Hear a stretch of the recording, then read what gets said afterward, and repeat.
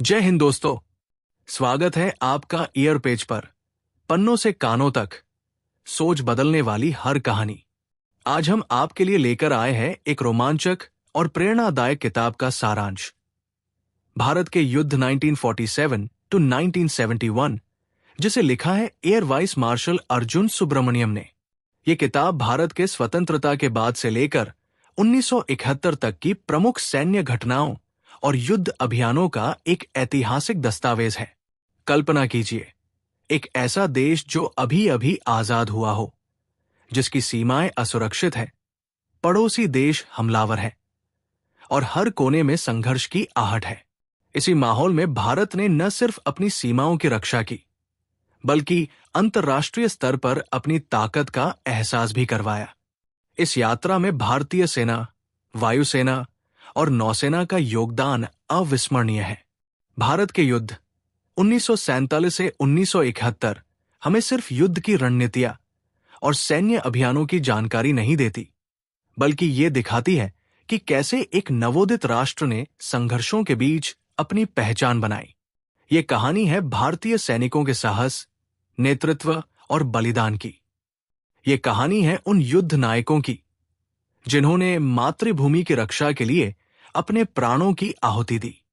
इस श्रृंखला में हम जानेंगे कैसे 1947 से 48 का कश्मीर युद्ध भारत के अस्तित्व की पहली चुनौती बना, कैसे 1962 का भारत चीन युद्ध हमें अपनी सैन्य तैयारियों पर पुनर्विचार करने के लिए मजबूर कर गया, कैसे 1965 का युद्ध भारतीय सेना के अदम्य साहस का प्रतीक बना, और अंत में 1971 का बांग्लादेश मुक्ति संग्राम, जिसने न केवल भारत की सैन्य शक्ति को प्रमाणित किया, बल्कि एक नए देश का जन्म भी करवाया। तो आइए शुरुआत करते हैं इस गौरवशाली यात्रा की, जहां वीरता, साहस और रणनीति के रंग बिखरे हैं। भारत के युद्ध 1947 से 1971 की इस यात्रा में आपका स्वागत है। India's Wars, A Military History 1947 to 1971 की पहली कड़ी, ओपनिंग पर्सपेक्टिव्स, जिसमें हम समझेंगे भारतीय सेना के विकास की शुरुआती झलक, लेखक का व्यक्तिगत अनुभव और भारत के सैन्य इतिहास की महत्ता। पहली झलक। जब मैंने India's Wars, a military history लिखने का निर्णय लिया, तो मेरी शुरुआत भारतीय सेना के उन शुरुआती कदमों को समझने से हुई जो उन्होंने 1947 में स्वतंत्रता के बाद उठाए थे। साइट अ बर्स्ट इस यात्रा की पहली झलक है, जहां भारतीय सेना ने अपनी नई पहचान के साथ सीमाओं की रक्षा का बीड़ा उठाया। देश का विभाजन केवल एक भौगोलिक बंटवारा नहीं था, ये सैन्य संसाधनों और संरचनाओं का भी विभाजन था। भारतीय सेना, जो लंबे समय तक ब्रिटिश शासन के अधीन रही, अब स्वतंत्र भारत की संप्रभुता की रक्षक बन चुकी थी। कश्मीर संघर्ष इसके तुरंत बाद एक बड़ी चुनौती बनकर उभरा। पाकिस्तान ने कबाइलियों की आड़ में कश्मीर पर हमला किया और भारतीय सेना को अपनी पहली वास्तविक परीक्षा का सामना करना पड़ा। सीमित संसाधनों और अनिश्चित राजनीतिक हालात के बीच भारतीय सैनिकों ने अदम्य साहस का परिचय दिया। कड़ाके की ठंड, दुर्गम पहाड़ियां और दुश्मन की भारी संख्या के बावजूद भारतीय सेना ने कश्मीर को सुरक्षित रखने का संकल्प दिखाया। साइट अ बर्स्ट उस पहली झलक की कहानी है जिसने भारतीय सेना के अदम्य साहस और संकल्प की नींव रखी। भारत का सैन्य इतिहास सिर्फ युद्धों का दस्तावेज नहीं, बल्कि एक राष्ट्र के निर्माण की गाथा है। With a military history and understanding the military में मैं इस विचार को विस्तार से समझाने की कोशिश करता हूं कि सैन्य इतिहास को जानना और समझना हमारे राष्ट्रीय चरित्र का अभिन्न हिस्सा होना चाहिए। 1947 से 1971 तक भारतीय सेना ने कई चुनौतियों का सामना किया। कश्मीर का पहला युद्ध, 1962 का चीन युद्ध, 1965 का पाकिस्तान युद्ध और 1971 का बांग्लादेश मुक्ति संग्राम। इन युद्धों ने न केवल हमारी सीमाओं की रक्षा की, बल्कि एक राष्ट्र के रूप में भारत की वैश्विक पहचान को भी मजबूत किया। मगर अफसोस की बात यह है कि हमारे सैन्य अभियानों की वीर गाथाएं अक्सर अनकही रह जाती है। लेखक के तौर पर मेरा मानना है कि सैन्य इतिहास को सिर्फ सेना तक सीमित नहीं रखना चाहिए, बल्कि आम नागरिकों को भी इसे समझना चाहिए। जब हम अपने सैनिकों की कहानियां सुनते हैं तो हमें उनके त्याग और साहस का एहसास होता है। ये समझ न केवल हमें अपनी सेना पर गर्व महसूस कराती है, बल्कि हमें भविष्य की चुनौतियों के लिए भी तैयार करती है। भाग 2, भारत के सशस्त्र बलों का डीएनए। ये भाग स्वतंत्रता प्राप्ति के बाद भारत के सशस्त्र बलों के विकास और पहचान पर केंद्रित है। इसमें भारतीय सेना के औपनिवेशिक विरासत से निकलकर एक राष्ट्रीय शक्ति बनने की यात्रा, भारतीय नौसेना के सामरिक विकास और भारतीय वायुसेना के एक निर्णायक युद्ध शक्ति के रूप में उभरने की प्रक्रिया का विश्लेषण किया गया है। भारतीय सेना, भारतीय या औपनिवेशिक। 1947 में स्वतंत्रता प्राप्ति के बाद भारतीय सेना को ब्रिटिश साम्राज्य की सैन्य ताकत के रूप में देखा जाता था। ब्रिटिश काल में भारतीय सेना का गठन और प्रशिक्षण ब्रिटिश सामरिक दृष्टिकोण पर आधारित था, और यह भारतीयों की सुरक्षा से ज्यादा ब्रिटिश हितों की रक्षा करता था। स्वतंत्रता के बाद भारतीय सेना के सामने यह सवाल था कि क्या वो औपनिवेशिक सेना की तरह काम करती रहेगी या एक स्वतंत्र राष्ट्र की रक्षा करने वाली शक्ति बनेगी। भारतीय नेतृत्व को इसे पुनर्गठित करना था, ताकि ये केवल ब्रिटिश साम्राज्य की रक्षा के लिए न हो, बल्कि ये भारतीय हितों और सुरक्षा के लिए काम करने वाली सेना बने। ये परिवर्तन आसान नहीं था। भारतीय सेना को एक नई दिशा, नए उद्देश्यों और नए दृष्टिकोण की आवश्यकता थी। इस दौर में सेना के अधिकारियों ने अपने कार्यों में भारतीय संस्कृति और विचारों को महत्व देना शुरू किया, जिससे भारतीय सेना को एक नई पहचान मिली। लेखक ने इस अध्याय में यह बताया है कि भारतीय सेना ने औपनिवेशिक ढांचे से बाहर निकलकर एक राष्ट्रीय सैन्य बल के रूप में खुद को स्थापित किया, जो भारतीय जनता की सुरक्षा और राष्ट्र की रक्षा के लिए समर्पित था। भारतीय सेना परिपक्वता की ओर। स्वतंत्रता प्राप्ति के बाद भारतीय सेना ने सिर्फ अपनी संरचना को ही नहीं, बल्कि अपनी कार्यप्रणाली और रणनीतिक सोच को भी पुनः निर्धारित किया। ये अवधि भारतीय सेना के लिए परिपक्वता की ओर बढ़ने का समय था। हालांकि शुरू में सेना के पास आधुनिक उपकरणों और प्रशिक्षण की कमी थी, फिर भी भारतीय सेना ने स्वयं को हर चुनौती से निपटने के लिए तैयार किया। इस परिवर्तन में सबसे महत्वपूर्ण था भारतीय सैनिकों की मानसिकता और उनकी शौर्य भावना। भारतीय सेना ने न केवल औपनिवेशिक मानसिकता से बाहर कदम रखा, बल्कि अपने सामरिक दृष्टिकोण को भी विकसित किया, जो भारतीय सीमाओं के खतरे और दुश्मनों से निपटने में सक्षम था। इस अध्याय में लेखक ये बताते हैं कि कैसे भारतीय सेना ने युद्ध के मैदान में अपनी पहचान बनाई और देश की रक्षा में एक अद्वितीय भूमिका निभाई।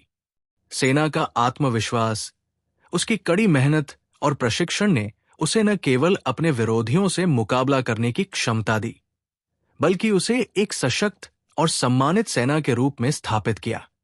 लेखक के अनुसार भारतीय सेना ने समय के साथ अपने भीतर एक परिपक्वता और लचीलापन विकसित किया, जो उसे हर संघर्ष और चुनौती में विजय दिलाने के लिए सक्षम बनाता है। भारतीय नौसेना। भारत की समुद्री सीमाओं की रक्षा में भारतीय नौसेना की भूमिका अत्यंत महत्वपूर्ण रही है। 1947 में स्वतंत्रता प्राप्ति के समय भारतीय नौसेना का ढांचा ब्रिटिश साम्राज्य की सैन्य शक्ति से प्रभावित था। इसके बावजूद स्वतंत्रता के बाद भारतीय नौसेना को अपने अस्तित्व और कार्यक्षमता को नए रूप में ढालने की आवश्यकता थी। भारतीय नौसेना ने अपनी पहचान बनाने के लिए कई महत्वपूर्ण कदम उठाए। समुद्री युद्ध की रणनीति, समुद्र में भारतीय हितों की रक्षा और अंतर्राष्ट्रीय जलमार्गों पर भारत का प्रभाव बढ़ाने के लिए भारतीय नौसेना ने विशेष ध्यान दिया। इसके अलावा भारतीय नौसेना ने शांति बनाए रखने के लिए क्षेत्रीय सहयोग को भी बढ़ावा दिया। इस अध्याय में लेखक बताते हैं कि भारतीय नौसेना ने अपने संकुचित संसाधनों के बावजूद अपने युद्ध कौशल और रणनीतिक दृष्टिकोण में लगातार सुधार किया। इसके अतिरिक्त उसने समुद्र के भीतर भारतीय शक्ति का विस्तार करते हुए वैश्विक सुरक्षा परिदृश्य में भी अपनी महत्वपूर्ण उपस्थिति दर्ज कराई। लेखक के अनुसार भारतीय नौसेना ने खुद को केवल एक रक्षा बल के रूप में नहीं, बल्कि समुद्र से जुड़ी सभी रणनीतिक और राजनीतिक पहलुओं पर ध्यान देने वाली शक्ति के रूप में स्थापित किया। भारतीय वायुसेना। भारतीय वायुसेना IAF का इतिहास भी भारतीय सशस्त्र बलों के अन्य अंगों के समान ही एक चुनौतीपूर्ण यात्रा रही है। 1947 में भारतीय वायुसेना का ढांचा ब्रिटिश साम्राज्य से विरासत में मिला था और इसका मुख्य उद्देश्य साम्राज्य के हितों की रक्षा करना था। लेकिन स्वतंत्रता के बाद भारतीय वायुसेना के सामने एक नया सवाल था। क्या वो सिर्फ ब्रिटिश परंपराओं को निभाएगी या इसे एक स्वतंत्र राष्ट्र के रक्षा बल के रूप में पूरी तरह से पुनर्गठित किया जाएगा? भारतीय वायुसेना ने इस सवाल का उत्तर अपनी कार्रवाई से दिया। स्वतंत्रता के बाद उसने अपनी रणनीतियों को भारतीय संदर्भ में ढालने की प्रक्रिया शुरू की। यह प्रक्रिया धीरे धीरे भारतीय वायुसेना को न केवल सामरिक दृष्टिकोण से बल्कि तकनीकी और संगठनात्मक दृष्टिकोण से भी एक मजबूत ताकत बना दिया। इस अध्याय में लेखक ये बताते हैं कि भारतीय वायुसेना ने शुरुआत में ही सीमित संसाधनों और साधनों के बावजूद अपनी युद्धक क्षमता को लगातार बढ़ाया। ये क्षमता बाद में कई युद्धों में प्रमुख रूप से देखी गई, विशेषकर 1965 और 1971 के युद्धों में, जब भारतीय वायुसेना ने अपनी ताकत और सामरिक समझ से दुश्मन को कड़ी चुनौती दी। भारतीय वायुसेना का परिवर्तन और विकास सिर्फ उपकरणों में नहीं था, बल्कि इसमें अपने लोगों के मानसिकता और प्रशिक्षण में भी बदलाव था। उसने अपनी पहचान बनाई न सिर्फ एक रक्षा बल के रूप में, बल्कि एक रणनीतिक बल के रूप में जो देश की सुरक्षा के लिए अहम भूमिका निभाता है। भाग 3। शुरुआती चुनौतियां।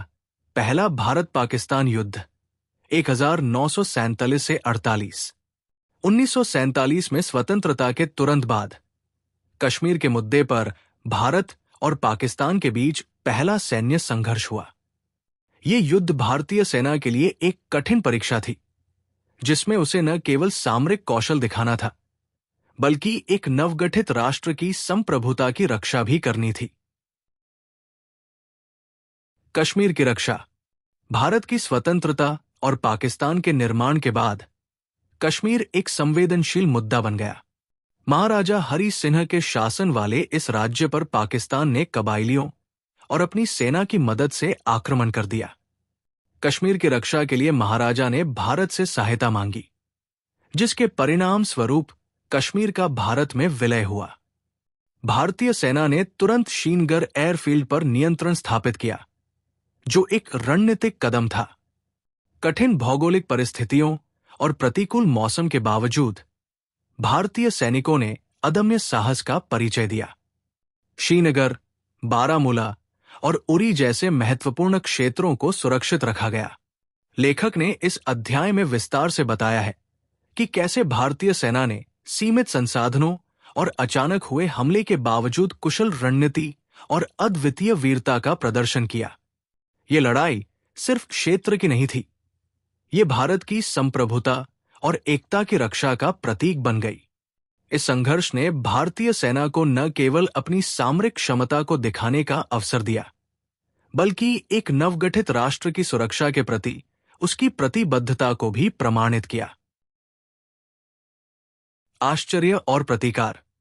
1947 से 48 के कश्मीर युद्ध में प्रारंभिक आक्रमण के बाद पाकिस्तानी कबायलियों और सेना ने भारतीय क्षेत्र में तेजी से बढ़त बनाई।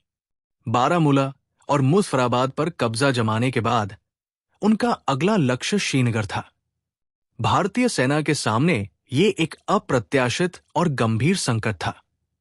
भारतीय नेतृत्व ने तत्काल निर्णय लेते हुए सेना को हवाई मार्ग से श्रीनगर पहुंचाया। यह भारतीय सैन्य इतिहास में पहली बार था कि सैनिकों को इतने बड़े पैमाने पर एयरलिफ्ट किया गया। इस रणनीतिक कदम ने न केवल श्रीनगर एयरफील्ड को सुरक्षित रखा, बल्कि पाकिस्तानी कबायलियों की तेजी से बढ़ती ताकत को भी रोका। इसके बाद भारतीय सेना ने प्रतीकार की रणनीति अपनाई। छोटे छोटे लेकिन निर्णायक हमलों के जरिए कबायलियों को पीछे धकेला गया। भारतीय जवानों ने अपनी सूझबूझ और साहस का परिचय देते हुए दुर्गम पहाड़ियों और बर्फीली घाटियों में भी युद्ध लड़ा। लेखक इस अध्याय में बताते हैं कि कैसे भारतीय सेना ने विपरीत परिस्थितियों में भी न सिर्फ आश्चर्यजनक हमलों का सामना किया, बल्कि प्रभावशाली जवाबी कार्रवाई भी की। यह रणनीतिक प्रतीकार भारतीय सेना के दृढ़ संकल्प और सामरिक कौशल का प्रतीक बन गया।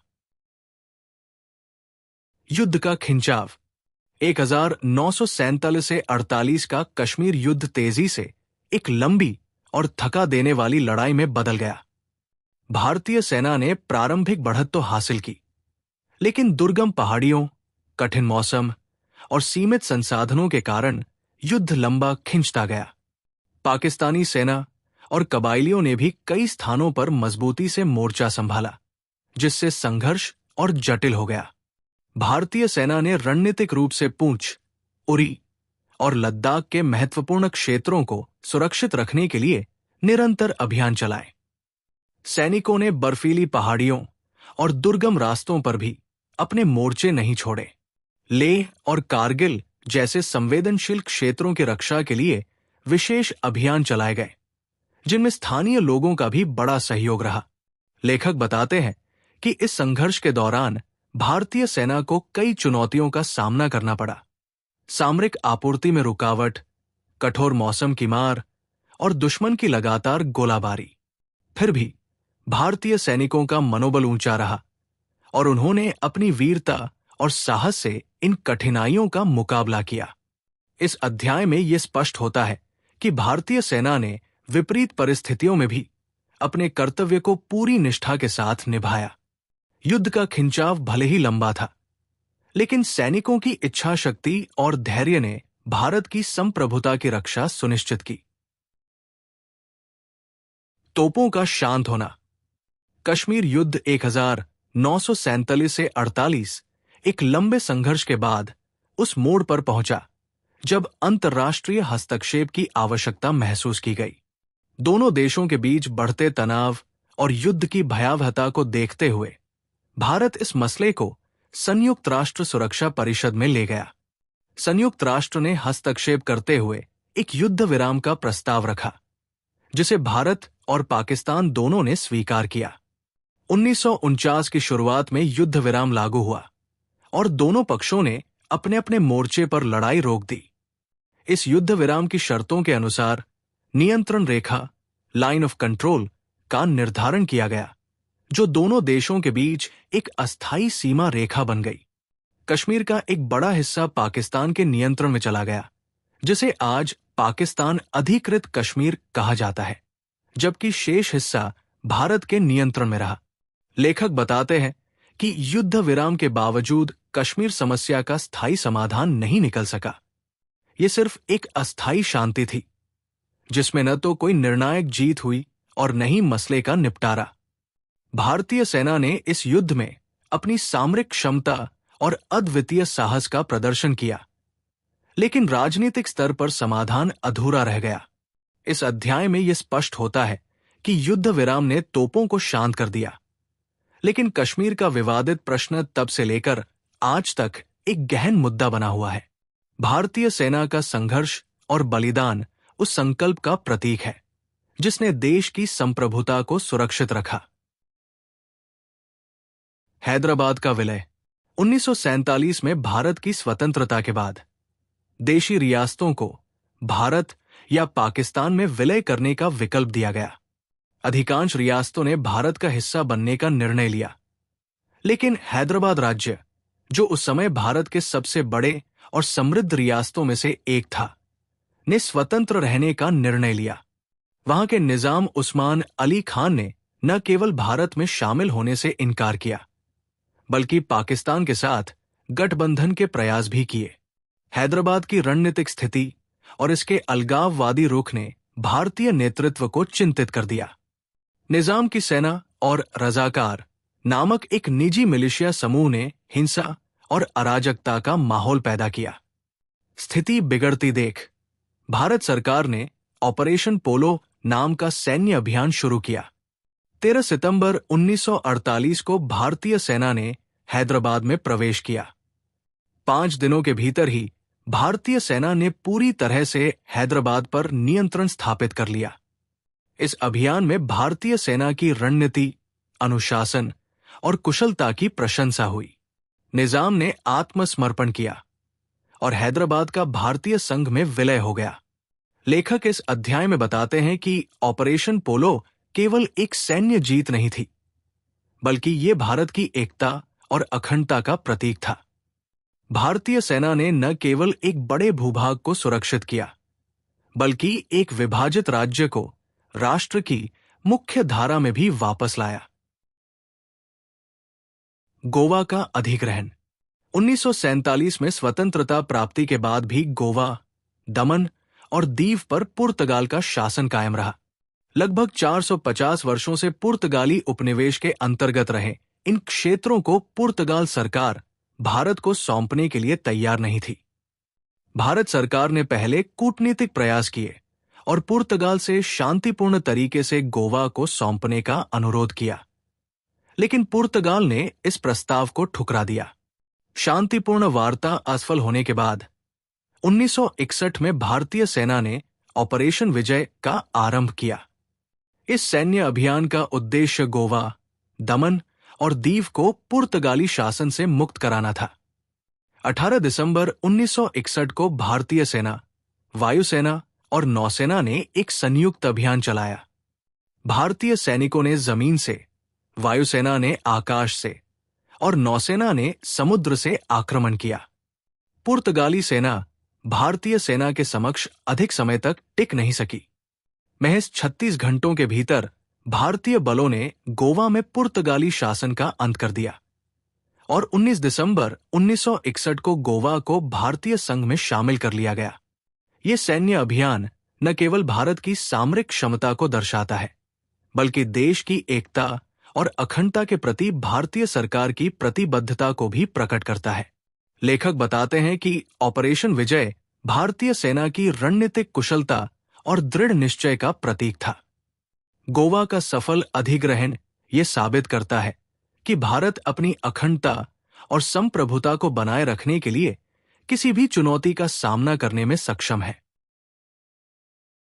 भाग 4, सीमाओं के पार। इस खंड में लेखक 1962 के भारत चीन युद्ध और 1965 के भारत पाकिस्तान युद्ध का वर्णन करते हैं। ये संघर्ष भारतीय सेना के लिए कठिन परीक्षा साबित हुए, लेकिन इससे मिले सबक भविष्य की सैन्य रणनीतियों में महत्वपूर्ण सिद्ध हुए। इन युद्धों ने भारत की सैन्य क्षमता और संकल्प को नया आयाम दिया।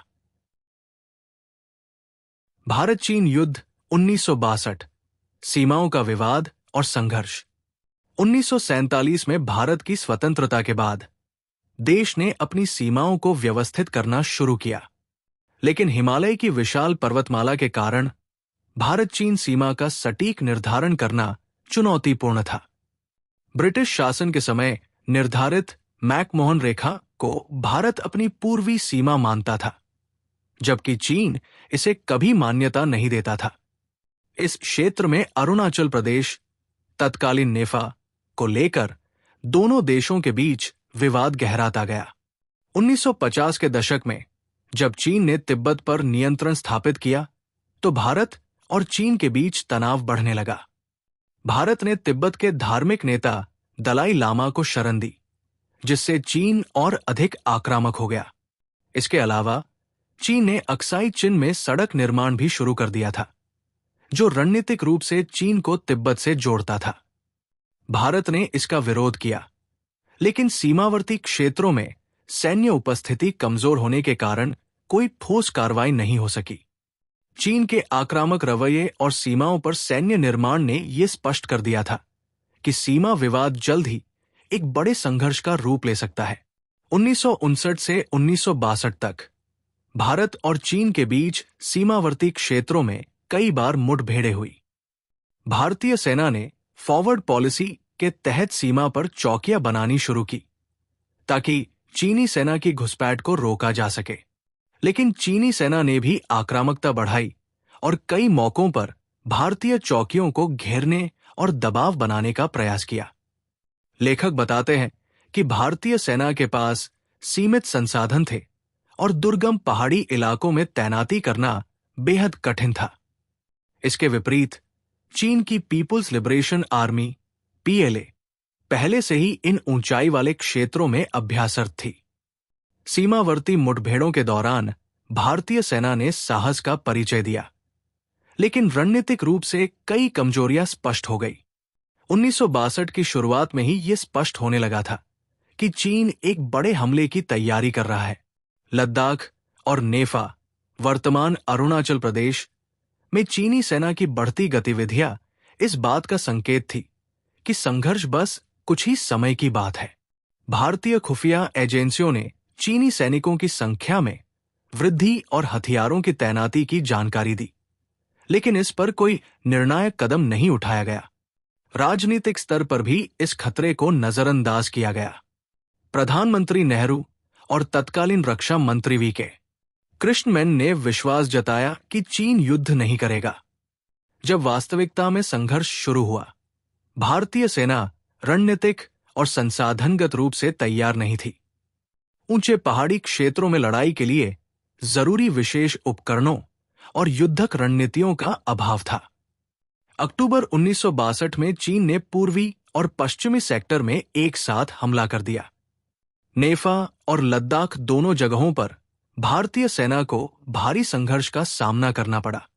दुर्गम पहाड़ियों, भीषण ठंड और कम संसाधनों के बीच भारतीय सैनिकों ने वीरता का प्रदर्शन किया, लेकिन चीन की बेहतर तैयारी और सामरिक बढ़त के आगे भारतीय सेना को पीछे हटना पड़ा।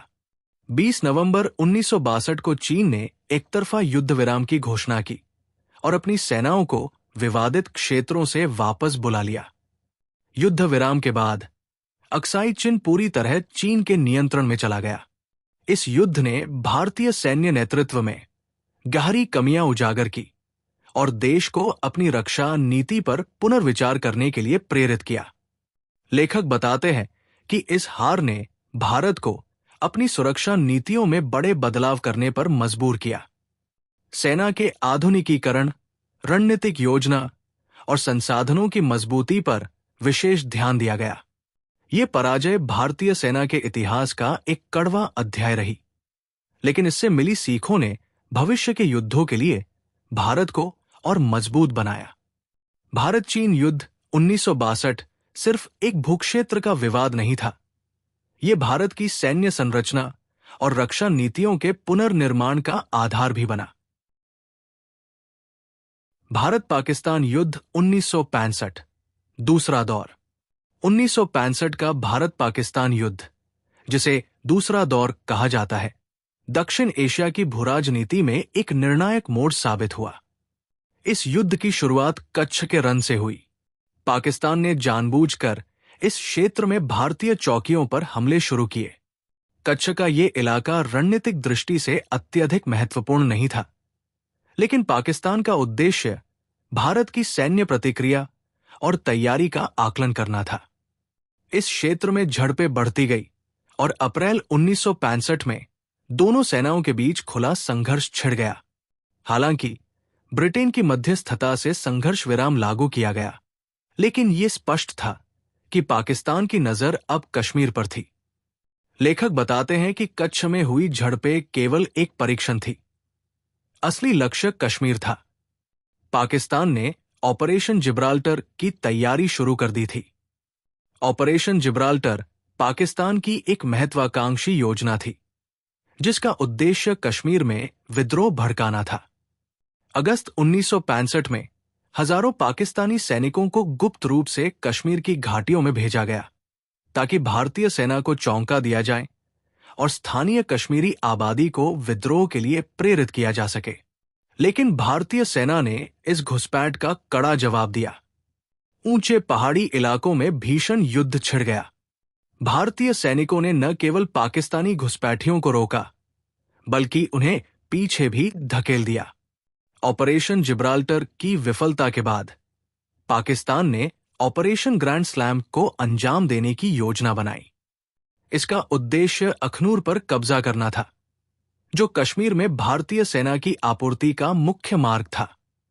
पाकिस्तानी सेना ने झेलम नदी पार कर आक्रामक तरीके से अखनूर की ओर बढ़ना शुरू किया, लेकिन भारतीय सेना ने रणनीतिक ढंग से जवाबी हमला किया और पाकिस्तानी सेना के मंसूबों को नाकाम कर दिया।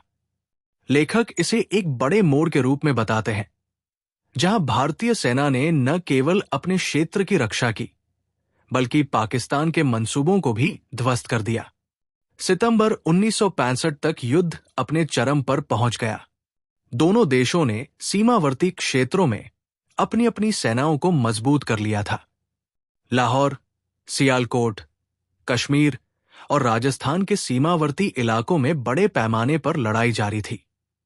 भारतीय सेना ने लाहौर की दिशा में बढ़त बनाई, जबकि पाकिस्तान सियालकोट सेक्टर में आक्रामक रहा। हालांकि दोनों पक्षों के बीच संघर्ष घमासान था, लेकिन न तो भारत और न ही पाकिस्तान निर्णायक विजय प्राप्त कर सका। दोनों ओर से भारी जनहानि और सैन्य नुकसान हुआ। इस दौरान संयुक्त राष्ट्र ने युद्ध विराम की अपील की, जिसे 22 सितंबर 1965 को स्वीकार कर लिया गया। 1965 का युद्ध भारतीय सेना के लिए एक महत्वपूर्ण सीख साबित हुआ। सैन्य तैयारियों, रणनीतिक योजना और क्षेत्रीय नियंत्रण की समझ में गहराई आई। इस युद्ध ने भारतीय रक्षा तंत्र को मजबूत और अधिक सतर्क बनाया। लेखक बताते हैं कि इस संघर्ष ने न केवल भारतीय सेना की क्षमताओं को परखा, बल्कि ये भी सिद्ध कर दिया कि भारत अपनी संप्रभुता और क्षेत्रीय अखंडता की रक्षा करने में पूरी तरह सक्षम है। पाकिस्तान की योजनाओं को ध्वस्त करते हुए भारतीय सेना ने यह संदेश दिया कि वो किसी भी चुनौती का सामना करने के लिए तत्पर है। 1965 का युद्ध भारतीय सैन्य इतिहास का एक निर्णायक अध्याय था, जिसने न केवल सेना की संरचना को पुनर्गठित किया, बल्कि आने वाले समय में भारतीय सैन्य नीतियों को भी प्रभावित किया। भारतीय सेना ने यह स्पष्ट कर दिया कि उसकी सामरिक शक्ति केवल सीमा की रक्षा तक सीमित नहीं है, बल्कि आक्रामक परिस्थितियों में भी वो डटकर मुकाबला कर सकती है। बांग्लादेश मुक्ति संग्राम 1971। 1971 में दक्षिण एशिया एक अभूतपूर्व अशांति के दौर से गुजर रहा था। पूर्वी पाकिस्तान, आज का बांग्लादेश, में चल रहे दमन और अत्याचार ने लाखों लोगों को भारत की सीमा में शरण लेने पर मजबूर कर दिया। पश्चिमी पाकिस्तान द्वारा पूर्वी पाकिस्तान के लोगों पर किए जा रहे अत्याचारों और राजनीतिक असमानता ने विद्रोह की चिंगारी को हवा दी। 25 मार्च 1971 को पाकिस्तान ने ऑपरेशन सर्चलाइट शुरू किया, जिसका उद्देश्य पूर्वी पाकिस्तान में स्वतंत्रता की मांग को कुचलना था। इस अभियान में हजारों निर्दोष लोगों की जान चली गई। भारत ने इसे मानवता पर एक बड़ा हमला माना और शरणार्थियों की बढ़ती संख्या के चलते भारतीय सेना को तैयार रहना पड़ा। पूर्वी मोर्चे पर भारतीय सेना ने एक संगठित और स्पष्ट रणनीति तैयार की। इस अभियान का नेतृत्व लेफ्टिनेंट जनरल जगजीत सिंह अरोड़ा ने किया। भारतीय सेना ने मुक्ति वाहिनी के साथ मिलकर युद्ध की योजना बनाई। मुक्ति वाहिनी बांग्लादेशी स्वतंत्रता सेनानियों का एक संगठित समूह था, जिसने पाकिस्तानी सेना के खिलाफ स्थानीय स्तर पर विद्रोह शुरू किया था। भारतीय वायुसेना ने महत्वपूर्ण सैन्य ठिकानों पर हमले शुरू किए, जिससे पाकिस्तानी सेना का संचार और रसद मार्ग बाधित हो गया। भारतीय नौसेना ने ऑपरेशन ट्राइडेंट और ऑपरेशन पाइथन जैसे अभियानों को अंजाम दिया, जिससे कराची बंदरगाह को भारी नुकसान पहुंचा। युद्ध का सबसे निर्णायक मोड़ तब आया जब भारतीय सेना ने तेजी से ढाका की ओर बढ़ना शुरू किया। जनरल अरोड़ा की रणनीति साफ थी, पाकिस्तानी सेना को चारों ओर से घेरकर आत्मसमर्पण के लिए मजबूर करना। भारतीय सेना की तीनों टुकड़ियां पूर्व, पश्चिम और मध्य तेजी से आगे बढ़ी और 13 दिनों के भीतर ढाका को घेर लिया। 16 दिसंबर 1971 को पाकिस्तान के लेफ्टिनेंट जनरल ए के नियाजी ने ढाका में भारतीय सेना के समक्ष आत्मसमर्पण कर दिया। इस ऐतिहासिक क्षण को इंस्ट्रूमेंट ऑफ सरेंडर के नाम से जाना जाता है। 93,000 पाकिस्तानी सैनिकों ने आत्मसमर्पण किया, जो द्वितीय विश्व युद्ध के बाद सबसे बड़ा सैन्य आत्मसमर्पण था। पूर्वी मोर्चे पर भारतीय सेना की बढ़त के जवाब में पाकिस्तान ने पश्चिमी मोर्चे पर हमला शुरू किया। भारतीय सेना ने न केवल मजबूती से मोर्चा संभाला, बल्कि कई इलाकों में पाकिस्तानी सेना को पीछे धकेला। लोंगेवाला, बसंतर और पुंछ जैसे महत्वपूर्ण युद्ध क्षेत्रों में भारतीय सैनिकों ने अभूतपूर्व साहस दिखाया। भारतीय वायुसेना ने पश्चिमी मोर्चे पर भी दुश्मन के ठिकानों पर सटीक हमले किए, जिससे पाकिस्तानी सेना की आपूर्ति ठप हो गई। पश्चिमी मोर्चे पर लड़ाई एक प्रकार की थकावट की लड़ाई बन गई, जहां दोनों पक्षों को भारी नुकसान हुआ।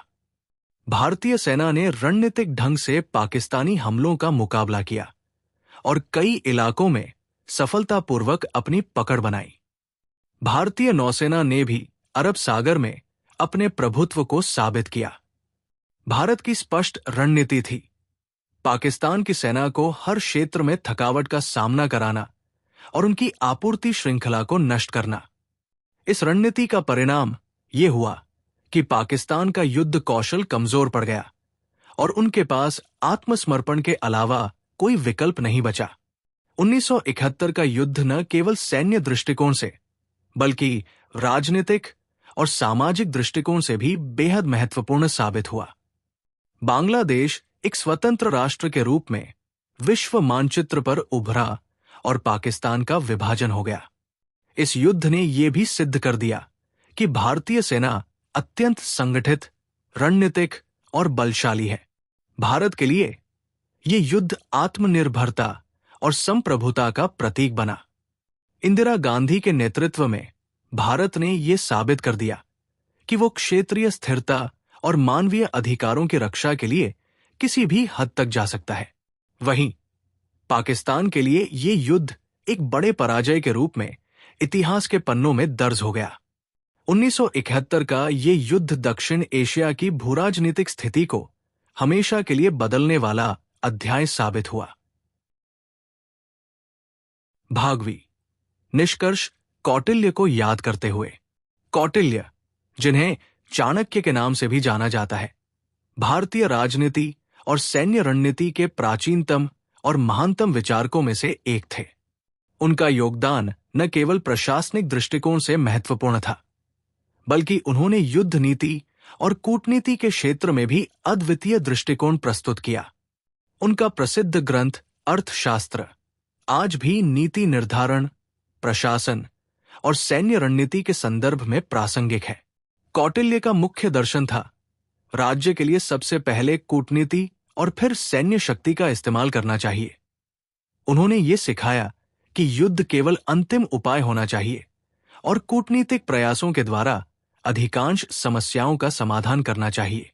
उनका ये दृष्टिकोण आज भी भारतीय सैन्य और कूटनीतिक रणनीतियों का मूलाधार है। लेखक ने इस अध्याय में कौटिल्य के विचारों की गहरी समीक्षा की है और ये बताया है कि कैसे भारतीय सेना ने उनके सिद्धांतों को अपनाया। उन्होंने देश की रक्षा, शक्ति संतुलन और युद्ध की रणनीति को लेकर कौटिल्य की सोच को हमेशा प्रासंगिक पाया। कौटिल्य की ये उपदेशपूर्ण धारा भारतीय सैन्य नीतियों में समय के साथ घुल मिल गई है और आज भी इसका पालन किया जाता है। इस किताब से जुड़े विचारों और भारत के युद्ध इतिहास के बारे में जानकारी आपके लिए दिलचस्प और लाभकारी रही होगी। अगर आपको हमारा ये वीडियो पसंद आया हो तो कृपया लाइक, कमेंट और शेयर करें और हमारे ईयरपेज चैनल को सब्सक्राइब करना न भूलें। हमारी अगली किताब के बारे में जानने के लिए कमेंट सेक्शन में अपनी राय साझा करें। ईयरपेज, पन्नों से कानों तक, सोच बदलने वाली हर कहानी। धन्यवाद।